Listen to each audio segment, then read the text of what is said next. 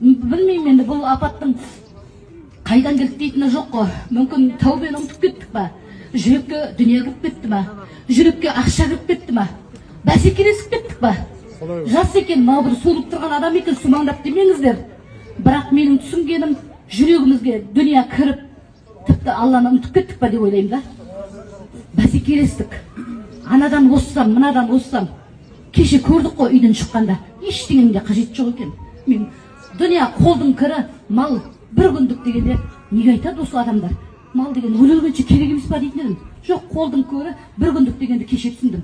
Мен қимайтын зат бар ма деп артыма қарап едім. Ештеңені де қиған жоқпыз. Бір киіммен баламызды алдық та шығып жүре бердік. Көрдіңіздер ма?